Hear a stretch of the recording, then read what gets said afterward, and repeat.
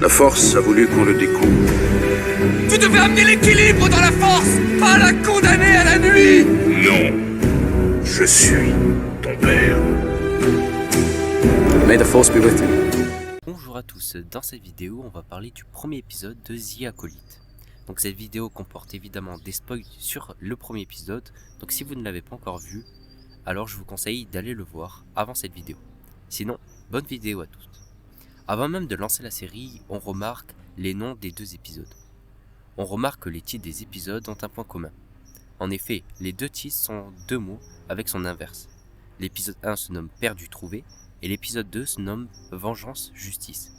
Cette opposition permet de montrer les deux côtés de la force. Ces deux côtés sont représentés tout au long du premier épisode par les deux sœurs, Osha qui symbolise le côté lumineux et Mai qui symbolise le côté obscur. Dommage que Star Wars avait confirmé avant la sortie de l'épisode 1 que l'actrice Amandla Stenberg allait jouer les deux rôles de sœur. Je trouve que son annonce a gâché l'intrigue du premier épisode. Pour parler un peu plus des sœurs, leurs relations m'ont fait un peu penser à celles de Rey et Kylo Ren. Sauf qu'ici, elles ont un lien de sang.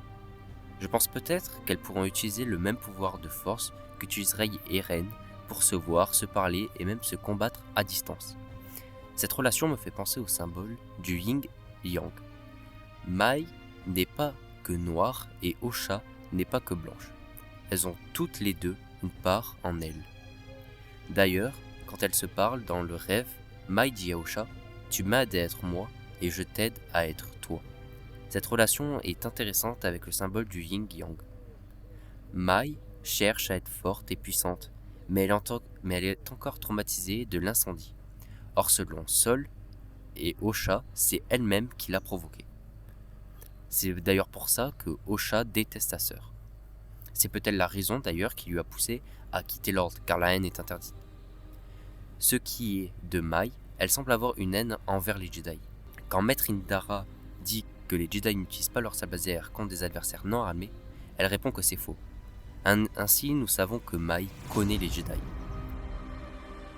Nous parlerons tout à l'heure du combat qu'il y a entre Indara et Mai, mais la Maître Jedi ne sent pas indifférente aux critiques que fait Mai sur les Jedi.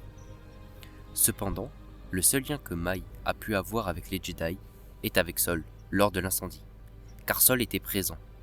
Donc deux théories s'offrent à nous. La première est que Sol a mal agi lors de l'incendie, ce qui a provoqué une haine entre Mai et les Jedi. La deuxième théorie est que Mai, après l'incendie, a combattu d'autres Jedi, car elle serait manipulée par le personnage que l'on voit à la fin de l'épisode. Le problème, c'est que pour les Jedi, c'est la première fois qu'ils entendent parler d'un crime volontaire contre un autre Jedi. Alors la première théorie est peut-être la bonne. Sol serait peut-être le coupable de la chute de Mai dans le côté obscur. Pour développer ma théorie, voici ce que je suppose. Je suppose que Mai a une haine envers les Jedi à cause de Sol. Sol nous révèle que Mai est morte et qu'il l'a vue. Il semble avoir de mauvais souvenirs en parlant de sa mort. Il a alors peut-être dû faire un choix pour sauver une des deux enfants, entre Mai et Osha, choisissant Osha et laissant Mai dans une mort certaine. En parlant de cette scène de l'incendie qui a lieu quand les sœurs avaient 8 ans, Sol dit « Mai est morte, je l'ai vue mourir ». Le fait qu'il utilise le verbe voir fait opposition à la leçon qu'il a donnée quelques minutes plus tôt aux initiés Jedi. En effet, lorsqu'il parle avec les initiés, il dit que les yeux peuvent les tromper. Alors peut-être et certainement qu'il s'est trompé en voyant Mai mourir. Pour la retrouver, il devra sûrement faire confiance à la force, plus qu'à ses yeux. Sol dira même qu'il a beaucoup à apprendre de ses initiés. D'autres personnages font aussi leur apparition, comme le jeune chevalier Jedi Yord, qui est vraiment le symbole de la jeunesse Jedi, et qui se méfie de Osha alors qu'ils se connaissaient avant et qu'ils avaient l'air de s'apprécier. Parfois il agit comme la padawan de Sol, Jeki. On a parfois l'impression que Yord est encore un padawan. C'est d'ailleurs la remarque que lui fait Osha lorsqu'il se revoit. Cependant, on imagine les efforts qu'il a dû faire pour arriver jusque-là. On voit qu'il essaye de ne pas s'attacher à Osha en jouant un peu les durs. J'espère que Yord sera un personnage que l'on verra évoluer tout au long de la série. Jeki, elle, est un peu le symbole de la naïveté. Elle est d'ailleurs dans sa première mission en tant que padawan. Elle a l'air d'être très intelligente et a vraiment une bonne qualité de Jedi. J'espère aussi qu'elle saura évoluer au fil des épisodes. La maître Jedi, chef de l'ordre, Vernestra Rwoh, est aussi un personnage de la série. Cependant, ce n'est pas sa première apparition dans Star Wars. On la connaît depuis les comics apparus en 2021 sur la Haute République.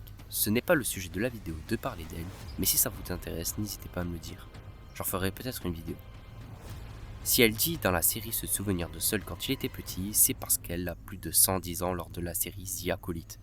Donc vous imaginez qu'elle a une vie très intéressante. À la fin de l'épisode, on remarque un personnage au sabre rouge, qui semble être le maître de Maï. Par contre, je ne pense pas qu'il s'agit d'un Sith, mais plutôt d'un Jedi déchu. C'est à mon avis lui qui ordonne à Maï de tuer ses Jedi.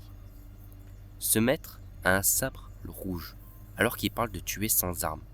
J'avoue de ne pas avoir trop compris pourquoi il ne veut pas tuer ses adversaires avec des armes.